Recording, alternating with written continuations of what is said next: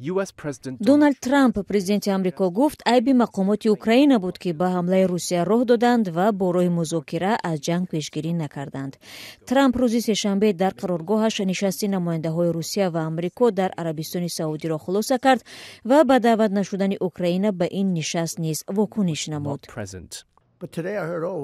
мегӯянд моро даъват накардед. 3 сол вақт доштед. имкон буд ҷанг сар нашавад. бояд созиш мекардед. моҳи феврали соли 2022 Русия ба хоки Украина ҳамла кард. ҳамлае ки пас аз анҷоми ҷанги дуюми ҷаҳон дар Аврупо собиқа надошт. Трамп Киевро танқид кард ки барои қатъи хунрезӣ барвақттар гуфтугӯро оғоз накард. музокироти норасид бояд солҳо пеш оғоз мешуд ва бе аз даст додани замини кам, бе талафоти зиёд ва бе аз даст додани шаҳрҳои худашон. пас аз музокирот дар Саудӣ Трамп гуфт ки бовариаш ба сулҳ бештар шуд ва шояд то охири моҳ бо Владимир Путин вохӯрад. ӯ гуфт бояд дар Украина интихоботи нав баргузор шавад, чун моҳлати президентии Владимир Зеленский охири соли гузашта ба поён расидааст.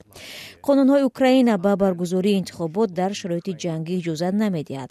Зеленский сафараш ба Саудиро ки ин ҳафта дар назар буд ба таъхир гузошт. манобаи Reuters гуфтанд ки ӯ ба хотири машрӯият набахшидан ба гуфтугӯи Русия ва Амрико аз сафараш даст кашидааст. мақомоти Украина ба таъкид мегӯянд ки сарнавишти Украина набояд бе ҳузури ин кишвар баррасӣ шавад.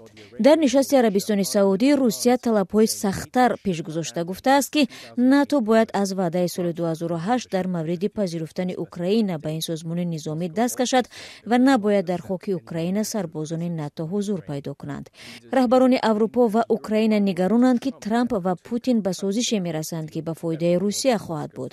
раҳбарони кишварҳои аврупоӣ Трампро танқид карданд ки пеш аз музокирот бо Русия гузашт кард ва пайвастани Украина ба НАТОро рад намуда, пас гардонидани заминҳои аз даст рафтаи ин кишварро ғайривоқеӣ хонд.